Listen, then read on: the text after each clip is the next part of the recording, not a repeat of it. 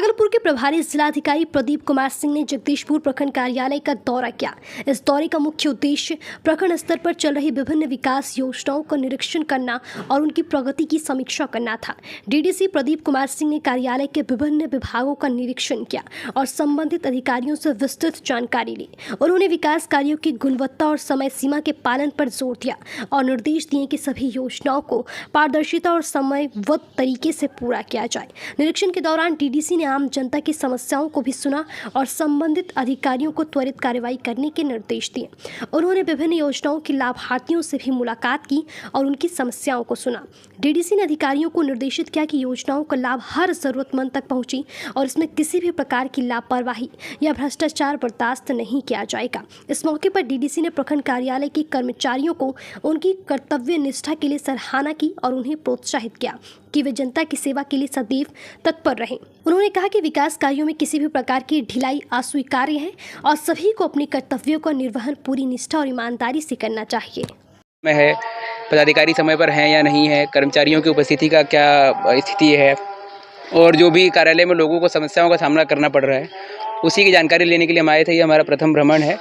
इसमें अनुमंडल पदाधिकारी हैं और यहाँ के प्रखंड स्तरीय सभी पदाधिकारी उपस्थित हैं, तो स्थिति काफ़ी संतोषजनक है। एक बार जब हमारा निरीक्षण कंप्लीट हो जाएगा सभी ब्लॉक्स का, तो उसके बाद हम कोशिश करेंगे कि सभी योजनाओं का बिंदुवार अच्छे से समीक्षा करें और उसमें सुधार लाने की कोशिश करें।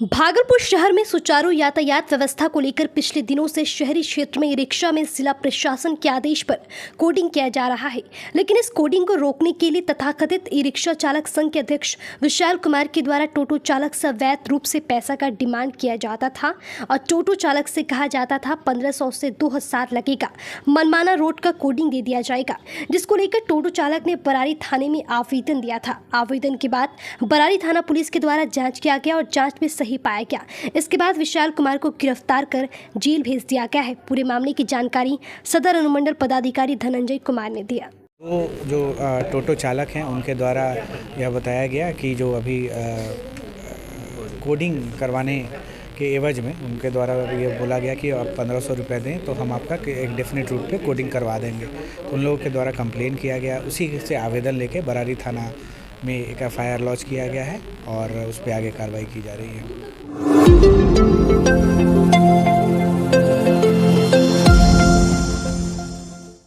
भागलपुर जिला अंतर्गत तिलकामांझी थाना क्षेत्र से 4 सितंबर को GC बनर्जी रोड मुंदीचक के रहने वाले दीपेश कुमार सिंह की पुत्री दिशा भारती का अपहरण शादी की नियत से मोहित कुमार दास गुमटी नंबर 12 भीकनपुर के रहने वाले ने कर दिया। इसके बाद दिशा भारती के पिता दीपेश कुमार सिंह एवं माता प्रीति कुमारी ने गुमशुदगी का आवेदन देने के लिए जिले के वरीय पुलिस अधीक्षक आनंद कुमार के कार्यालय पहुंची, जहां पर वरीय पुलिस अधीक्षक ने दीपेश को सिटी SP के पास आवेदन लेकर भेजा। सिटी SP ने तुरंत दीपेश को तिलकामांझी थाना आवेदन लेकर जाने को बोला, जहां पर दीपेश एवं उसकी पत्नी प्रीति कुमारी को थाने पर लगभग 6 घंटा थानेदार ने बैठा कर रखा। इसके बाद फिर तिलकामांझी थानेदार के द्वारा आवेदन नहीं लिया गया।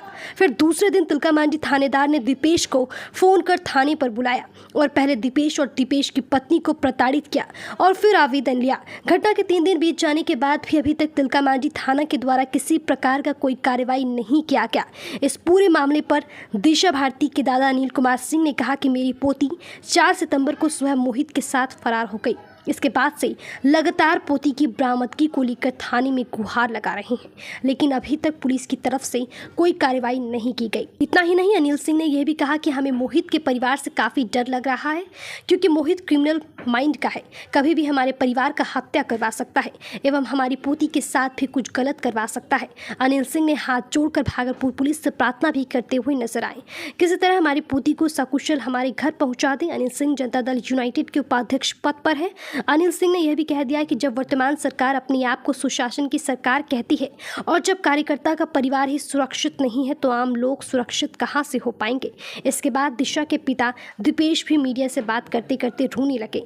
दीपेश का कहना है कि हमें 2 पुत्री हैं, जिस तरह मोहित के द्वारा मेरी बड़ी पुत्री दिशा का अपहरण कर लिया गया, इस तरह कहीं हमारी छोटी बेटी का भी अपहरण करवा सकता है।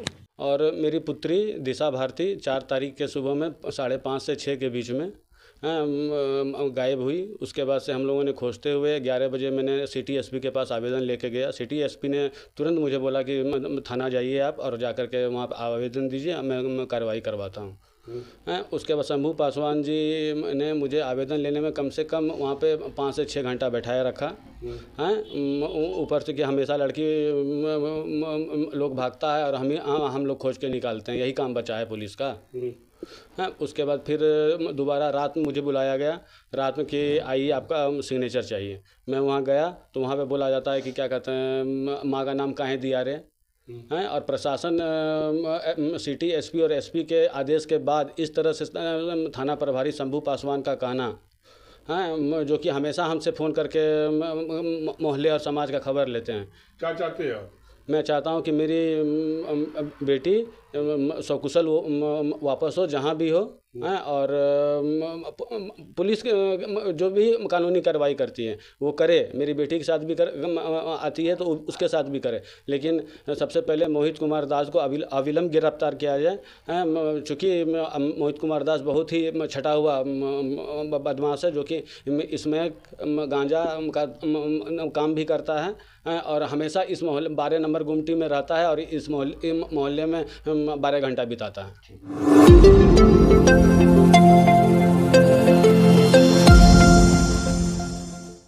भागलपुर में मालदा डिवीजन के डीआरएम मनीष कुमार गुप्ता ने रेलवे स्टेशन समेत सुल्तानगंज रेलवे स्टेशन का निरीक्षण करने रेलवे के अधिकारियों के साथ पहुंचे। इस दौरान Sultanganj railway station master Girish Kumar और सांसद प्रतिनिधि पवन किसान ने भव्य स्वागत किया। डीआरएम मनीष कुमार गुप्ता ने अमृत भारत योजना के तहत सुल्तानगंज रेलवे स्टेशन का सौंदर्यीकरण को लेकर निरीक्षण कर जायजा लिया।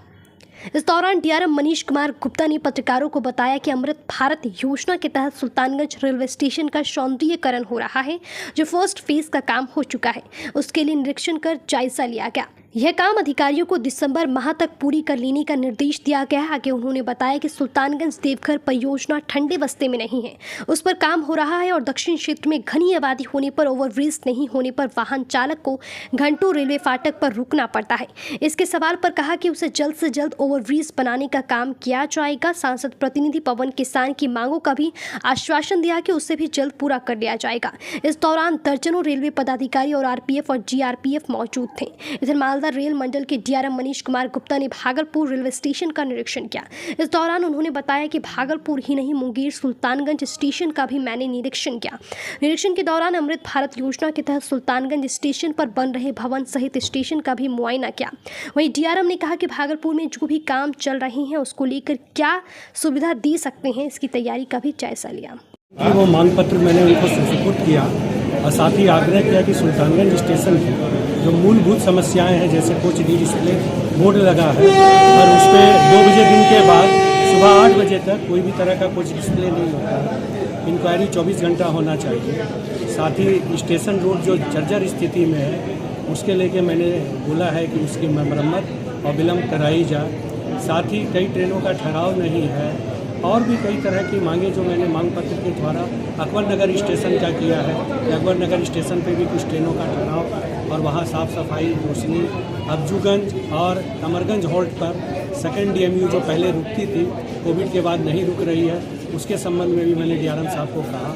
साथ ही गंगा किनारे जो रेलवे की ज़मीन उसका पब्लिक और रेलवे मिल करके यहाँ पे जो हम लोगों का आज मेरा यहाँ पे सिर्फ सुल्तानगंज में आया नहीं था पहले, तो सुल्तानगंज में जो हम लोगों का अमृत भारत स्टेशन का जो कार्य चल रहा है उसकी समीक्षा करने के लिए हम आए हैं और कुछ यहाँ की जो कार्यों की प्रगति है उनको हम लोग देखने के लिए आए थे। तो बेसिकली पर्पस यही था कि जो अभी अमृत भारत स्टेशन का काम चल रहा है और जो फेज़ 2 में हम लोगों को कार्य करना पड़ेगा, उन दोनों में सामंजस्य कैसे बिठाया जाए। फेज़ 2 में भी काम होगा? हाँ, बिल्कुल।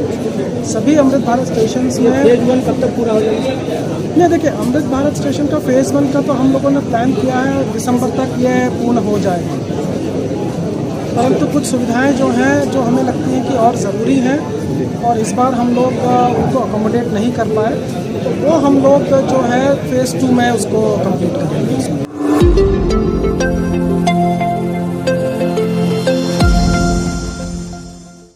जीवन जागृति सोसाइटी अंग क्षेत्र में लगातार सड़क दुर्घटना सहित जल दुर्घटना से बचाव, अग्नि सुरक्षा, संप्रदन से राहत एवं बचाव तथा CPR के कार्यक्रम के जरिए लोगों के बीच जागरूकता ला रही है, जिससे असंख्य लोगों की जान बच रही है। मुंगेर की कई सामाजिक कार्यकर्ता एवं संस्था के कार्यकारी अध्यक्ष मुंगेर निवासी पुरुषोत्तम प्रसाद सिंह के विशेष आग्रह पर दिल्ली शाखा के उद्घाटन के बाद आज मुंगेर में जीवन जागृति सोसाइटी के नए ब्रांच का उद्घाटन किया गया, जिसमें बंटी सिंह के नेतृत्व में संगठन का विस्तार होगा और संरक्षक की भूमिका महंत देवनाथ दास एवं शिशु रोग विशेषज्ञ डॉक्टर अजय कुमार निभाएंगे और संस्था के मूल उद्देश्य को आगे बढ़ाया जाएगा। इस शुभ अवसर पर बाइक सवार महिलाओं को हेलमेट वितरण किया गया। इस कार्यक्रम में मुख्य अतिथि के रूप में जिलाधिकारी मुंगेर अवनीश कुमार आए और वो अपने हाथों से महिलाओं को हेलमेट प्रदान किए और उन्होंने महिलाओं को संदेश दिया कि वो दोपहिया वाहन पर चाहे आगे बैठे या पीछे, दुर्घटना होने पर जान का खतरा दोनों के बराबर होते हैं। और उन्होंने महिलाओं को संदेश दिया कि दोपहिया वाहन पर चाहे आगे बैठें या पीछे, दुर्घटना होने पर जान का खतरा दोनों को बराबर है। अंत आप जब भी दोपहिया वाहन पर बैठें हेलमेट जरूर लगाएं। अक्सर महिलाएं हेलमेट नहीं पहनती है और दुर्घटना की स्थिति में जान गंवा बैठती हैं। अतः उनसे विशेष रूप से आग्रह है कि आप हेलमेट जरूर लगाएं। साथ ही साथ जिलाधिकारी ने जीवन जागृति सोसाइटी के इन कार्यों की सराहना करते हुए कहा कि उम्मीद है कि मुंगेर जिले में भी संस्था के द्वारा जागरूकता लाई जाएगी, जिससे आम लोगों का भला होगा एवं सड़क दुर्घटना के उपरांत मृत्यु दर में कमी होगी। और मुंगेर में नए ब्रांच उद्घाटन पर खुशी जाहिर किया। SDM शैलेंद्र सिंह ने भी महिलाओं को हेलमेट बांटा और कहा कि आप पुलिस के डर से हेलमेट नहीं लगाएं, बल्कि आप अपने परिवार की सुरक्षा के लिए हेलमेट लगाएं। बहुत खुशी मिल रही है कि हमारी सरकार हमारा ख्याल रख रहे हैं, हमारे प्रोटेक्शन के बारे में सोच रहे हैं। बहुत अच्छा लग रहा है। थैंक यू कहना चाहूंगी उन लोगों को।